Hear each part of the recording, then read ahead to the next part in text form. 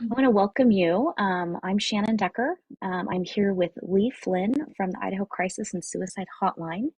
I am from an organization called the Speedy Foundation, and together we are going to provide an hour's lunch and learn on why messaging matters in suicide prevention.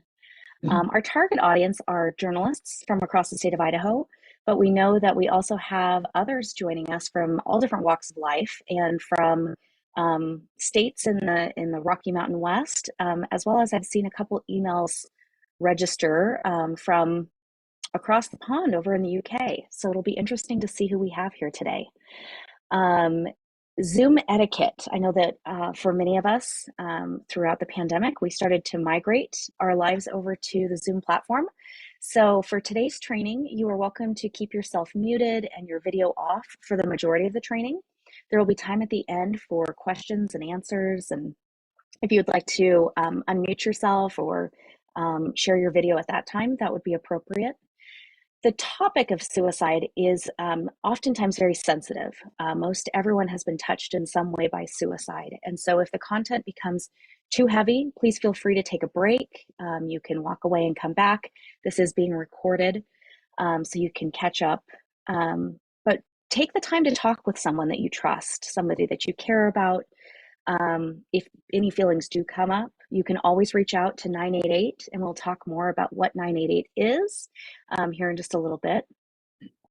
And so I'd love to turn things over to Lee to introduce yourself and just tell us a little bit about your background. Great, thank you. My name is Lee Flinn, and I am the director of Idaho Crisis and Suicide Hotline. And I've been in this role not quite 3 years now. And starting last year in July, the hotline became the crisis call line, taking and responding to Idaho's 988 calls. So I'm really happy to be here today and happy that we could work with you and all learn together. Thank you. Awesome. Lee and I were able to provide this training 3 years ago, right at the start of the pandemic, when news outlets were reporting a strong correlation between COVID and suicide. And so we've had the opportunity to provide some of these materials previously, but we do have some updates, and I'm really excited to be training with you again. I will share a little bit about myself, but while I do that, I want to launch a poll to get to know you and who is here.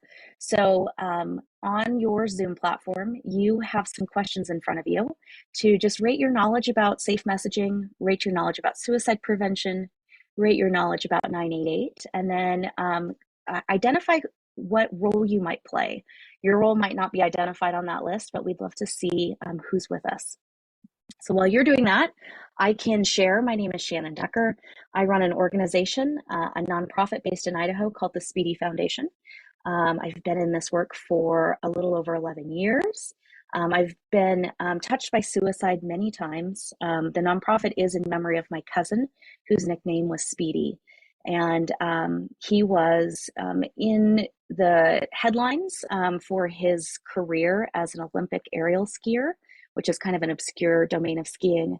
But when he ended his life in 2011, it really impacted a lot of people who followed along in his career.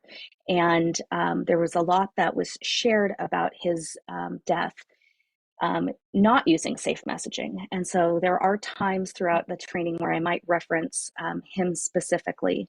And I just want to share that when we launched our nonprofit as a family and as his friend group, we spent some time taking into consideration whether he would want his story shared. And long before it was fun and cool to talk about mental health in the realm of athletics, he was already doing that. He was advocating for mental health and adverse childhood experience survivors. So just know that we've taken that into consideration, and we feel like he would want his story used to help promote safe messaging. All right, I'm going to go ahead and close that poll, and we're going to take a look here. In front of you, you should see some results. I'm not sure if this duplicates it or not, but in rating your knowledge, we've got people walking in the door with some pretty good knowledge around safe messaging so far. um, folks that have quite a bit of information and knowledge around suicide prevention, which is great. If you haven't had a chance to take a more in-depth training in suicide prevention, I really recommend that you do. Idaho has some great trainings like Assist, Safe Talk, QPR, and a lot of other ones. Rate Your Knowledge About 988 is a little bit more split, and I'm excited to have Lee here today to share some more information about that. And then from the media, we've got some print and digital, some social media folks, TV, and the majority of us are coming from other walks of life, which is awesome. Well, I'm excited that you're here. Thank you so much. The truth is that we need you. We need you as our partners in suicide prevention. No one can do this alone. And I want to give a special thank you to Governor Brad Little and to Miss Idaho USA Hannah Menzner, who have both contributed some little videos here today. Most of these materials were adopted from Utah's State Board of Education and Department of Health and Human Services, as well as a new state campaign called Live On. A couple folks from Idaho had the chance to join in their Live On Safe Messaging Train the Trainer yesterday. So we've tried to compact our information to an hour, but they're offering trainings as long as 4 hours on this topic. We want to thank the Idaho Department of Health and Welfare's Suicide Prevention Program, the National Alliance on Mental Illness's Idaho chapter, as well as the Speedy Foundation's amazing Boise State intern, Grace Shimatsu, who helped design this presentation and will conduct an interview here in just a little bit. So our purpose is to prevent suicide through highlighting safe messaging, and this all comes from Idaho's prevention plan. Goal number 4 is to promote responsible and accurate portrayals of suicide and mental illness in media reporting and on the safety of online content related to suicide. This training also goes in part to goal number 2 in Idaho's plan, which is to implement research-informed communication efforts designed to prevent suicide by changing knowledge, attitudes, and behaviors. And I'm going to put a link to Idaho's plan if you have not had a chance to take a look at it. Let me see. There's the link. If you haven't had a chance to review Idaho's suicide prevention plan, I encourage you to, because again, we all have a role to play, and you can see where yours fits in. And so with that, I want to turn things over to a quick message from Governor Little.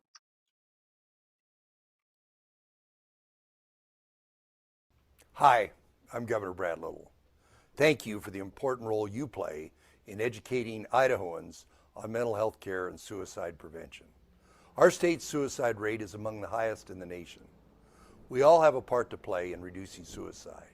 In 2020, we launched the Idaho Behavioral Health Council, a historic 3-branch collaboration to find out how we could improve care for Idahoans with mental health and substance use disorders.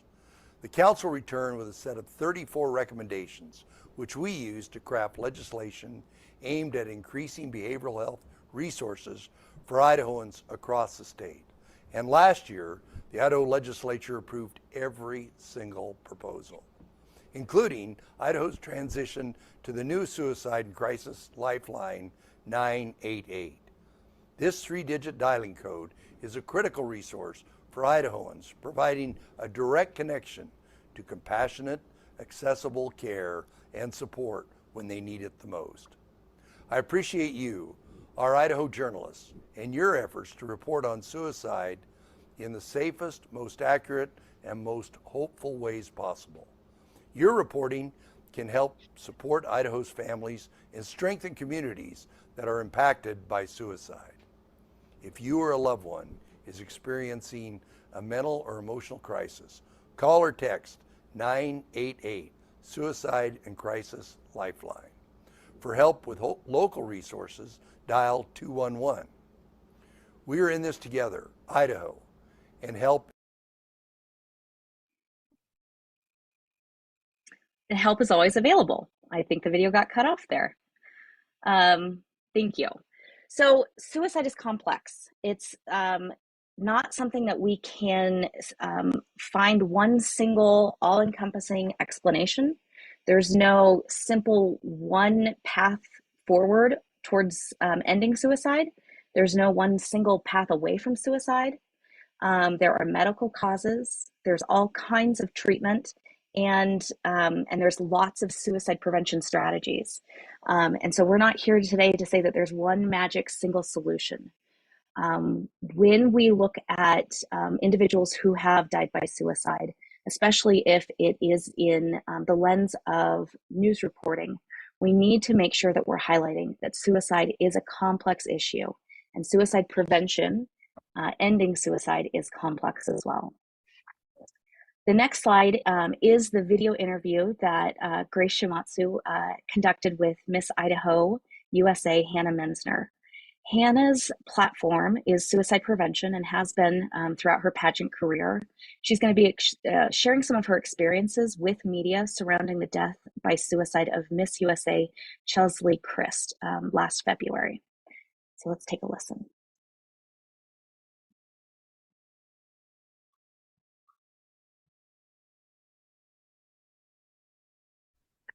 Hello, I'm Grace Shimatsu, Project Coordinator with the Speedy Foundation, and here with me today is Miss Idaho USA, Hannah Menzner.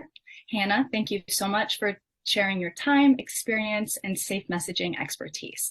I and others from across the state will be rooting for you at Miss USA 2023.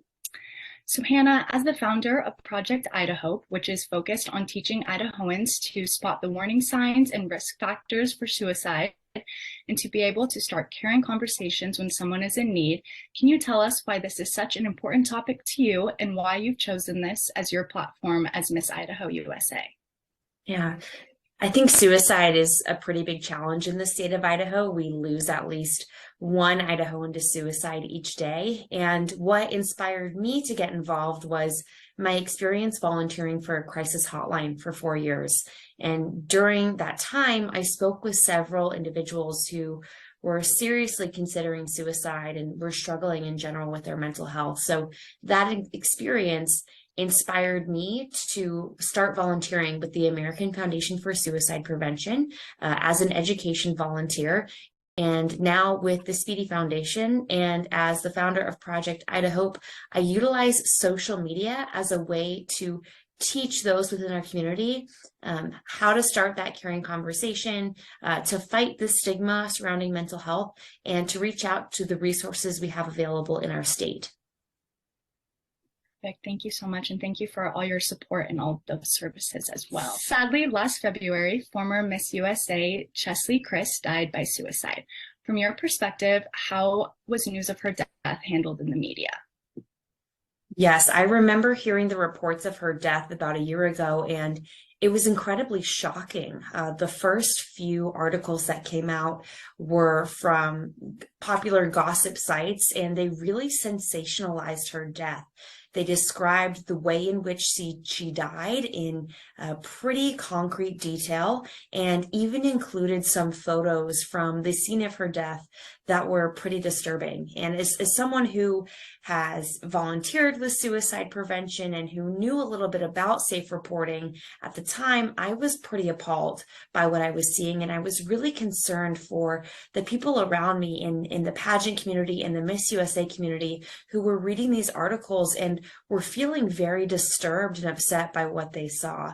To this day, I think I'm still affected by what I read and what I saw. And as a volunteer, I speak with so many people who have lost someone to suicide, who are considering suicide. So for this to really still be affecting me after all this time really goes to show that it was done in a way that was not responsible.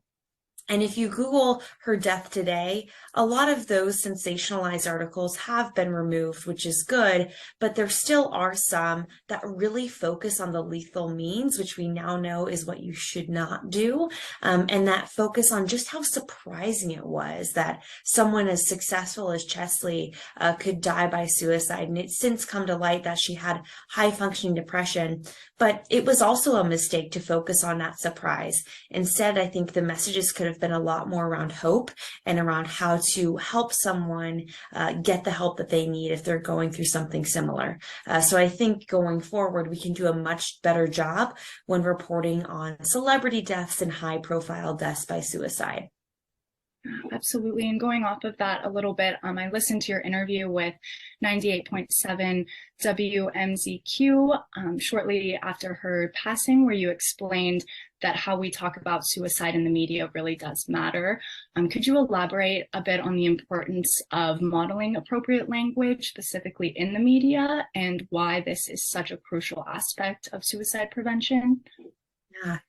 Well, in the media, it's where we all learn about that death firsthand, right? Even if you didn't know the person, you may read about it in the media, and that offers some opportunity. There's some bad opportunities there. That is the opportunity to contribute to contagion, where the way we talk about a suicide can actually lead to increased risk in others for suicide. So when we use that graphic account of the event, when we use those graphic images and really kind of focus on the negative, that can increase the risk for contagion and the idea that others may attempt suicide following this death or this attempt. On the other hand, using more responsible reporting, so instead of saying committed suicide, saying died by suicide, or kind of not alluding to the means in general, but instead focusing on the aspects of that person's life in the report. That I think is really, really helpful and a more safe way to report on suicide. It's not that we're trying to sweep a suicide under the rug or contribute to that stigma by trying to hide it in any way. It's just trying to report on it in a way that doesn't over sensationalize it and instead celebrates that person's life without focusing too much on the specific means by which they died. So I think that's really important. I also think that safe reporting should include resources available to those who also may be struggling with their mental health or considering suicide. So including the 988 hotline number, as well as local resources within your community. So for example, local Idaho resources in my state, that would be really helpful to include at the end of articles or throughout, so that anyone reading who may be going through a similar situation has those available. Absolutely. Thank you. And for many individuals struggling with their mental health, reaching out to others for assistance can be extremely difficult. You just touched on this a bit with the importance of including resources in news reports, but in your opinion, what additional ways can the media strengthen their efforts to encourage help seeking and to destigmatize mental health? Definitely by including those resources. And it doesn't even have to be just when there is a report of a suicide death or somebody high profile struggling with their mental health. I think this is something we're getting a little bit more comfortable with talking about day to day. I would love it if the media had more features and more articles. It's cutting off our videos just a couple seconds early. More of those positive, more of those upstream articles. And yesterday there was a great example. I can dig it out and send it when we send the link.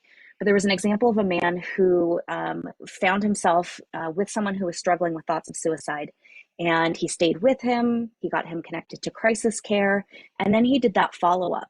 And so the article that was written wasn't about this man who was struggling. It was about this man who helped someone else, and he found the tools and he felt empowered to help. And then he did the follow-up.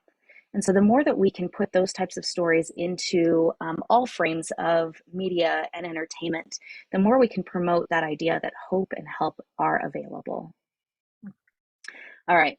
Our next slide has another video, and I am anticipating that the sound's going to get cut off just a little bit. But to give some background, I know that a lot of us are familiar with suicide prevention materials. The next slide is going to be a short video from 2009. It's a little bit outdated, but it's an episode of the Dr. Phil Show, and it's interviewing Dr. Thomas Joyner. He's one of the lead researchers in suicidology, and he'll be explaining his interpersonal theory of suicide.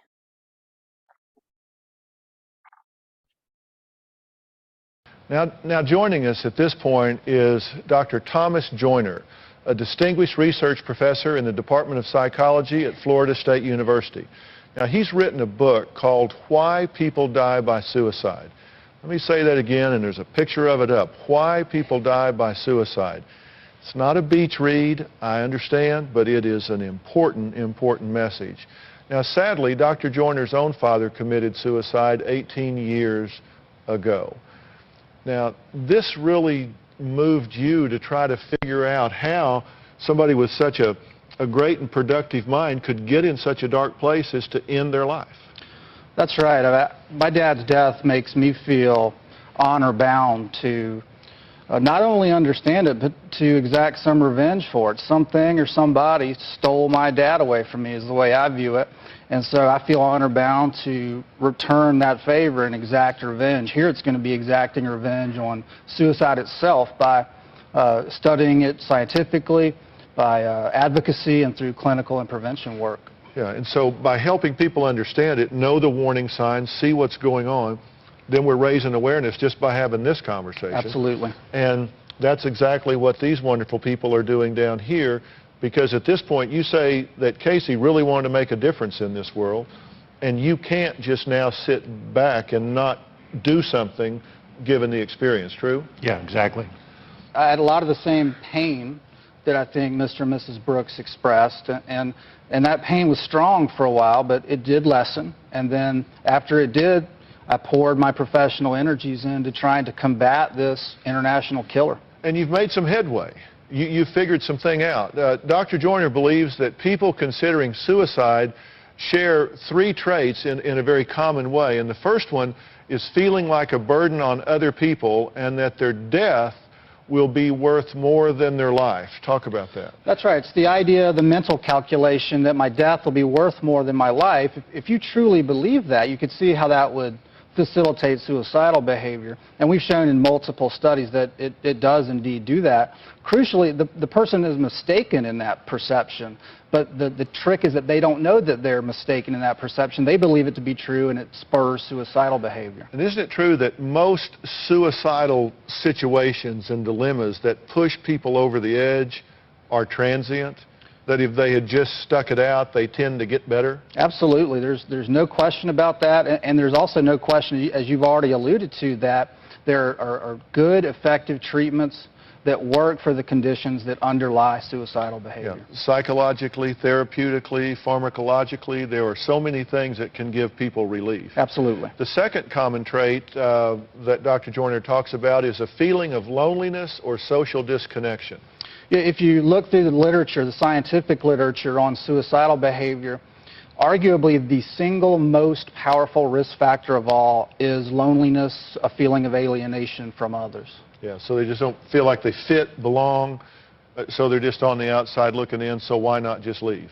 That's right. All right, and the third thing is an interesting thing that he talks about called fearlessness regarding pain, injury, and death. People considering suicide have learned to overcome these natural fears, and you say that that's more common than cowardice or that sort of thing. That's right. I think it's a common misunderstanding to think of people who have died by suicide as cowardly or weak. That's just not accurate. And indeed, to do something as fearsome and as daunting as death by suicide, you do require a kind of fearlessness in order to carry through.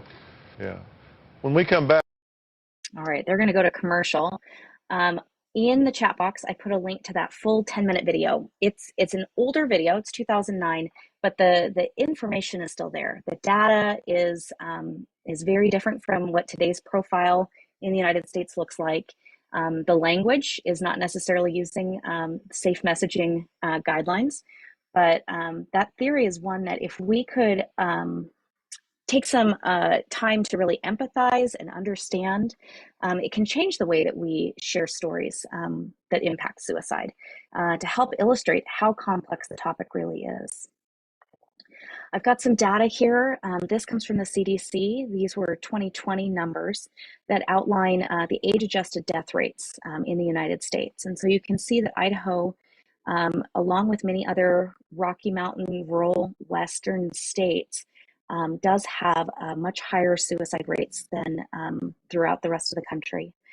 We've got a lot of trainings and information on why that is, but a lot of our bootstrap mentality, as well as our access and availability of firearms, contributes to having a higher suicide rate. When we specifically look at Idaho's losses, we can see that that we are up there. Hannah mentioned that we lose about one Idahoan every day, and we did hit higher rates during COVID, and we've got this opportunity right now to really put prevention pieces in place. We know that when people feel connected, they feel seen and heard, they have a role within a community, they have purpose, those create reasons for people to live. And so looking at this data, I also want to just acknowledge that each one of these people were our brothers and our sisters. They were community members. And so it's tragic. I do also want you to know that if you're looking for statistics from Idaho, one of the best places you can go is to the Idaho Violent Death Reporting System through the Department of Health and Welfare to get the most updated statistics. A suicidal crisis. Remembering that a suicidal crisis is often very brief. Many people have been struggling with something that's been ongoing and that there's underlying problems. But the movement from a suicidal ideation to action is sometimes very rapid. There have been studies done where individuals who have been hospitalized after a suicide attempt have said that they were thinking about it. 1 in 4 deliberated for less than 5 minutes. So knowing that impulse can happen very quickly, but that recovery is the norm. Most people who attempt suicide do live on. And so when we can focus on fulfilling life that's possible through healing, that's really where we have the power to shine. That's where storytelling and responsible reporting can take place. So with that, I'm going to hand things over to Lee. All right. Because oftentimes a suicidal crisis is very brief, it's so important that everyone, all of us, help get the word out about 988. So if you're not familiar with 988, just really briefly, it went live, then the 3-digit number went live last July as the universal crisis and suicide prevention number across the nation. So the important thing to know about 988 is any person, anywhere, any age can call or text or use the chat to reach a trained crisis responder at any point. And the hotline, Idaho Crisis and Suicide Hotline, we've been around for 10 years supporting Idahoans through our hotline. And we are a member of this national network, the 988 Suicide and Crisis Lifeline Network. And so a couple things, if you have not tried calling 988, I would encourage you to try it, because as we get the word out, it's helpful to actually listen yourself before you make a referral and encourage others to call. I would ask you though, unless you're in crisis, please do call so you can listen to the messaging and know what it sounds like and what the options are, but please hang up before you reach a crisis counselor, so you're not tying up the lines for anybody that might be trying to get through. So there are, when a person calls 988, just real quickly, you get a greeting that says you've reached the 988 Crisis and Suicide Lifeline. And then a person is given certain options. You can press 1 to reach the Veterans Crisis Line, 2 to reach the Spanish language line, and 3 to access specialized support for LGBTQ youth. So those are the options. Calls are routed, Idaho calls are routed to us at Idaho Crisis and Suicide Hotline. So please do help get the word out on this. So now, since we're talking about images, we're going to look just really briefly at different images. And as we go through these, what I want you to focus on is how that image makes you feel. So we'll go ahead and start.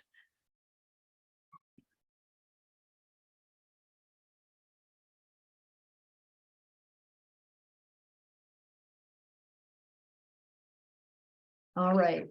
So if you would, go ahead and pause here for just a couple seconds and write one word in the chat about how these images made you feel.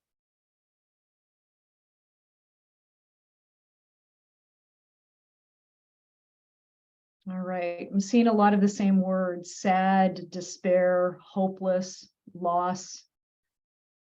right, those are alone. Those are some really strong images, and it's really clear from what you're sharing in the chat that we kind of universally had the same feelings come up. So now we're going to go on to some other images, and I'm going to ask you the same question at the end. So take these images in and get in touch with how they make you feel.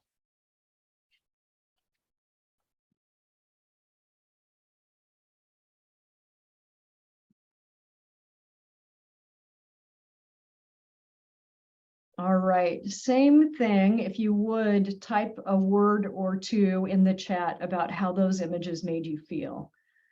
And I would say, let's see, let me look, supported, hopeful, safe, connected, warm, belonging, connection. So I can tell by the words you're typing in the chat that there was a completely different response from those last three images than the first three images. And I think this drives the point home that we're trying to make, that it's not just what we say, it's what we show.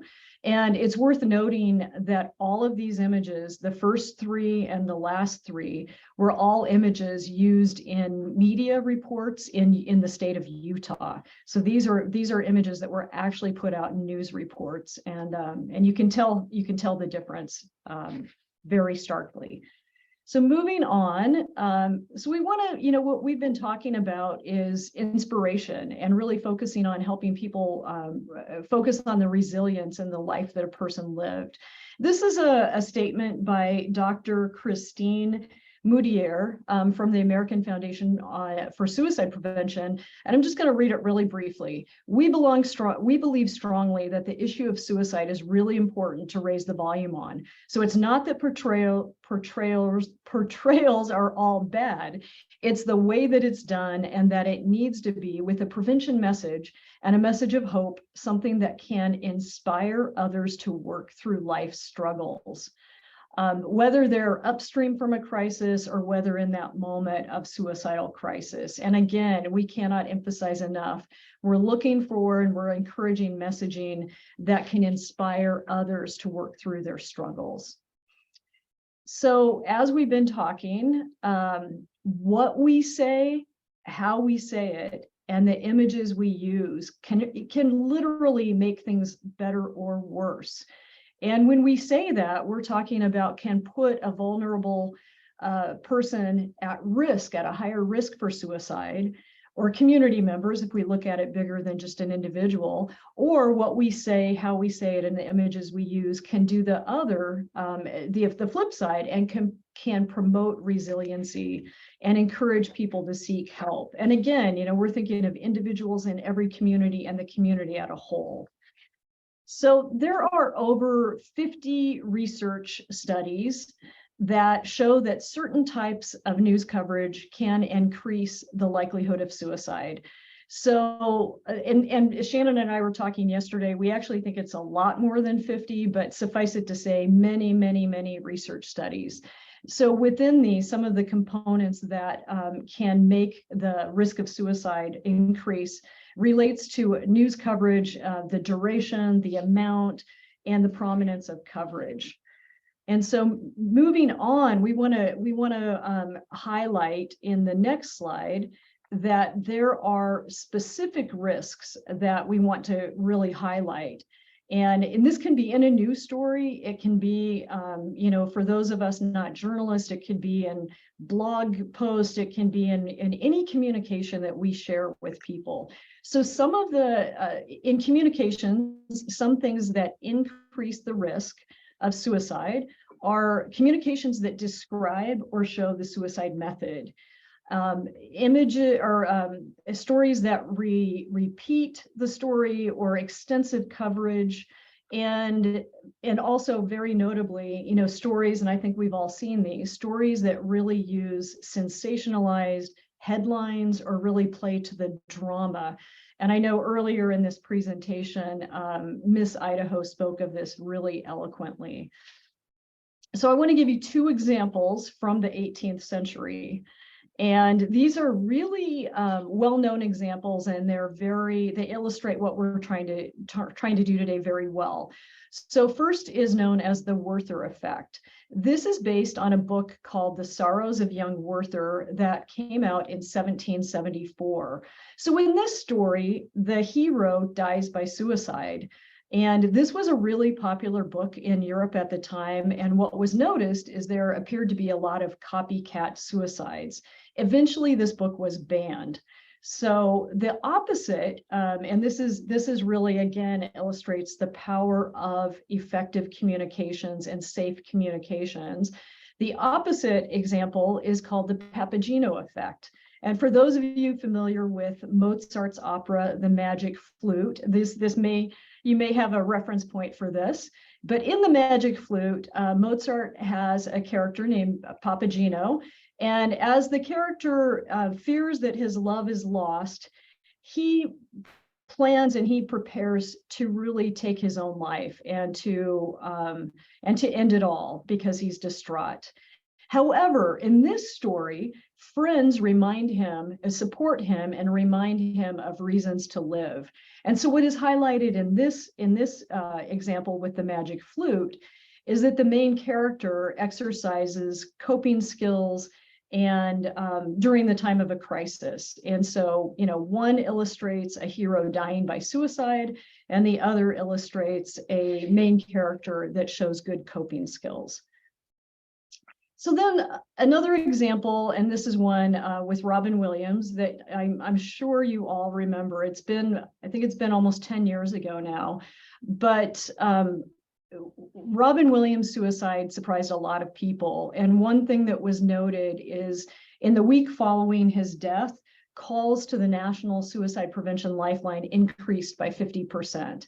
I would say on the state level, calls to the Idaho Crisis and Suicide Hotline also increased following Robin Williams' death. And, it's a good thing when people are reaching out. However, in this example, how this was handled at the time, it also unintentionally resulted in a spike in suicides in the U.S. And that is, looking at the several months after his death. So a 10% increase in suicides in the U.S. And notably, that was really spiked in men of a certain age, and also with people using the same method for suicide. So I'm going to hand it over to Shannon at this point. Yeah, thank you. And I had noted earlier that I was going to share just a little bit of my personal experience when my cousin Speedy passed away by suicide. The headlines read, the means in which he died, as well as the location. And in the years that have followed, a lot of the younger people on his team, or people who were growing up in the ski industry, have reached out, and they've talked about how that information, just knowing that information and having love or admiration for him, when they were struggling, caused them to go back to that. Some of them went to the location that the news had reported where he had died and spent time there, went into crisis there. And that's information that they never needed to have. Had the story been that he had passed, and that he had advocated for mental health, and that he had struggled for a long time in a handful of ways, but that there are ways to get help that could have resulted in very different types of contagion. And so we have this opportunity. We have the opportunity to give people the courage to live through our storytelling, even when we're reporting, even when we are commenting on individuals who do pass by suicide. There are ways for us to frame that. We can find some of those messages that help. We can talk about how suicide is preventable and that we can all prevent suicide. We can talk about the warning signs, and we can also talk about means restriction. Messages that help include safe lived experiences about people who have overcome suicidal crises. And while it might not be so sensationalized, we can work to find those stories of hope and recovery. And when we can offer those up and highlight those, that can do A lot of benefit in destigmatizing this entire topic, and providing information and resources, especially about treatment and advice that promotes help seeking. I think that there's a lot of experience this day and age that when we are looking for help and treatment, sometimes it can become very frustrating. And I think that we just need to acknowledge that might be the experience for many individuals, and that it might take time and multiple attempts to find that help. But that's a story right there, helping to paint a picture that there is a way to get through that, and there's other people who can help navigate that. Asking a person directly if they are feeling suicidal, that can be huge. Again, if you haven't had a chance to take a gatekeeper training, please do. The more that we can talk directly about topics like suicide, the less burden a person might feel. We can talk about how suicide has multiple causes. It's a very complex problem, and it has complex solutions. Anytime that we can have neutral headlines and use a passive voice, some examples would be like John Doe, dead at 50. You can say investigators believe the cause of death was suicide. A note was found, but not going into that note. We know that only about 20% of people who do die by suicide leave behind a note. And it can be really uncomfortable and frustrating for individuals if there is no note. And so it's not something we necessarily need to highlight. Speedy did leave behind a note, and there was a filmmaker recently who highlighted his story in a documentary called The Weight of Gold with other Olympians who have died by suicide or who have struggled. And we made it very clear. We met with AFSP and the American Association of Suicidology and said this note is off the table. But after filming wrapped and I walked out the door to go provide a training, they turned the lights back on and started recording that note. And so in this day and age, there's still this perseverance of wanting those details. And there might be a time and a place for those types of details, but it's not in just putting it out there as fact to create pain or sorrow for anyone else. If there are pieces of something like that, if there's a piece of the means or a piece of the location that can bring hope, then that would be something to highlight. We need to focus on suicide not being a natural or logical outcome of adversity. Suicide impacts all communities, all groups of people, all races, all socioeconomic backgrounds, and it does not need to be the logical outcome for anyone. And describing suicide trends accurately, but without alarm. We can say that suicide rates are rising or falling, but we want to stay away from those shocking words like skyrocketing. Lee. All right. And again, we just want to ask you, when you're reporting or when you're doing a community presentation or doing anything, always include 988 in every story and every communication. Go ahead and go to the next slide. And also want to ask that, when you're doing communications, keep in mind, not just if you're reporting on or talking about suicide, but if you're talking about mental health in general, or, addressing, Idahoans that are in emotional distress and providing resources, this is one of the best resources. 988 is, again, set up to be the universal crisis and suicide prevention crisis number. And so it's not just for people who are feeling suicidal, it's for a person feeling any level of emotional distress who may be in crisis. So specifically, I've seen this a fair amount in the last few months. We'd really like to ask everyone to update the information they're putting out. I'm still seeing the occasional reference or news story or newsletter from community organizations where a person will have, if you need help, call 988. Or call 1-800-273, or call, this local hotline number. And so that defies the purpose of 988. So we really want to ask everybody, when you highlight, help is always available. only promote 988 because otherwise it's very confusing. So really promote 988. The next two slides, I'll just have Shannon just touch on just quickly. I just want to point this out. I'm not going to go over it, but these are both options, real wording that you can kind of grab and put in your news stories. So I'll hand it back over to Shannon and we'll get through the last few slides. So hopefully we have time for questions. Absolutely. So as you are reporting on mental health or suicide prevention, report on it as a public health issue. Always include resources. Use appropriate language. Use language that doesn't stigmatize or create fear or barriers. Emphasize help and hope. And you can always ask an expert. You can always reach out to a source that you trust. When you cite experts in news articles, it can really help to elevate the conversation.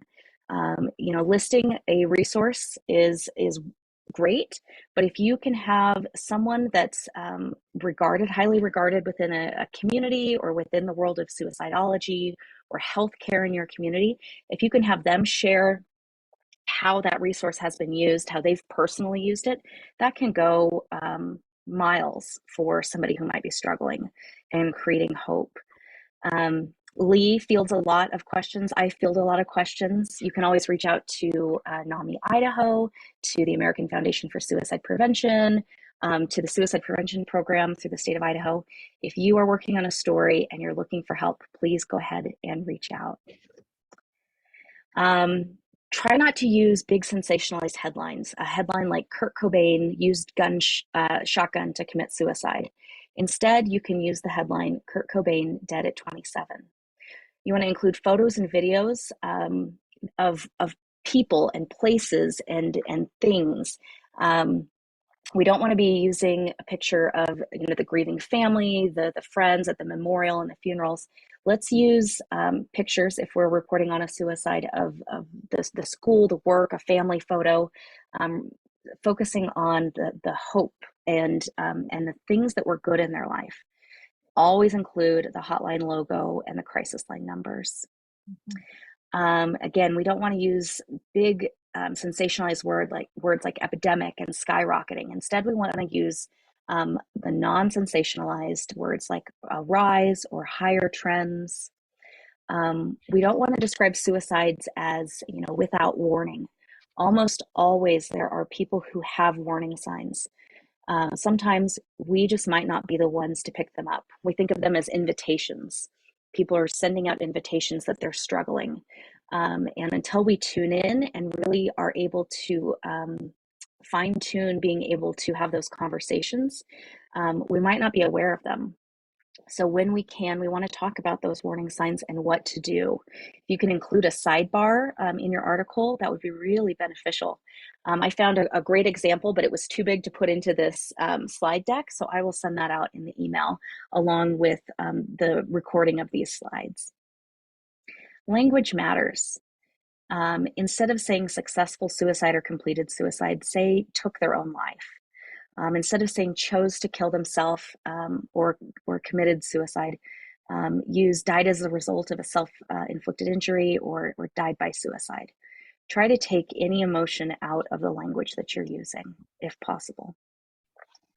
When it comes to social media, non-journalists can not always verify sources or adhere to the journalism ethics.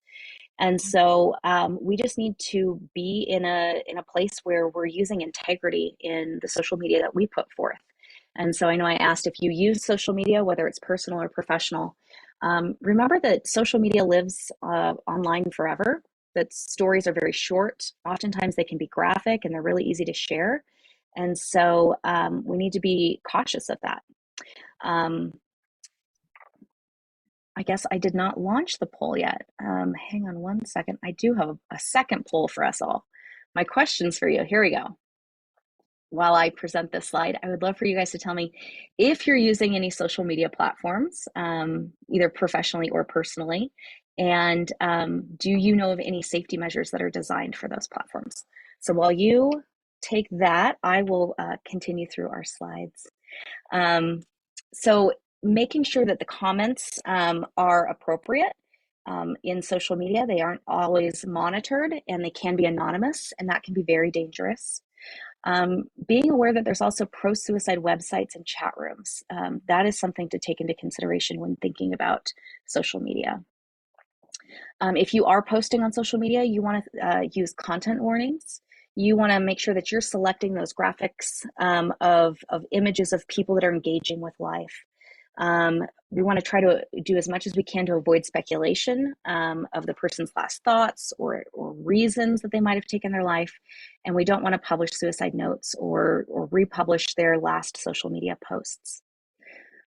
We do not want to reference sites that memorialize the person. We want to treat a suicide the same way we would treat any other type of death. We want to consider the grieving family and the grieving friends. We want to highlight protective factors and coping strategies. And we want to use lived experiences of people who have overcome those suicidal thoughts. So I'm going to go ahead and end that poll, and we can share the results. It looks like most of the folks on here are people who are using Facebook and Instagram, YouTube, Pinterest, LinkedIn, a lot of those more professional sites. And if you're unsure if your social media platform has any safety measures, that would be something to take into consideration and look into. I know that when I've seen people posting on the platforms of Facebook and Instagram that scare me, there's opportunities for me to reach out personally, for me to reach out to, if I know them in real life, to reach out to their support network, but also to reach out to those platforms to let them know that I'm concerned and for them to offer resources. All right, let's see. I was going to drop this link to the American Association of Suicidology's resource here so that you can have that. But at the end of the day, our main focus is watching what we share. How can we safely share our story? We want to make sure that if you have any lived experience, that you've given it time to heal, to process your grief or struggles, that you don't share, that you don't need to share your loss or your attempt if you're not ready. That's your personal story. We want to avoid the details of avoid the details of how or where maybe a suicide attempt took place or a crisis. We want to focus on the hope and the help that's out there. We want to try to keep it positive because your experience can help others understand that they can overcome and they can live through what they're going through. Make sure that you have someone to talk to after sharing. And if you don't have that trusted someone, please reach out to the National Suicide and Crisis Lifeline using 988. There's 4 things that we want to avoid when we are sharing our stories or when we are publishing in the media. We want to avoid discussing the method. We want to avoid minimizing or oversimplifying suicide and its causes. We want to avoid memorializing the suicide and making anything melodramatic or sensationalized. You need to think to yourself, just take a pause and say, is this post going to be helpful or hurtful to someone who may be considering suicide? Will my article help someone who's considering suicide, or is it going to hurt them?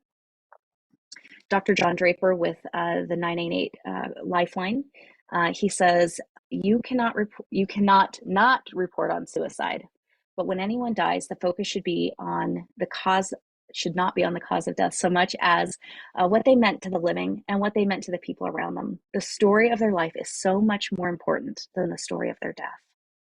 And that, when I look back on the news articles after losing Speedy, those are the stories that had the headlines that said, Speedy made me smile. Those are the ones that I remember, and those are the ones that I reflect on. In Idaho, we have a lot of resources. This resource list mainly comes from the Suicide Prevention Program. So you can find most of those links at the Department of Health and Welfare. There's also a link to the crisis centers and to NAMI Idaho. There is also a program called Hope Squad that we can throw the link to that in there.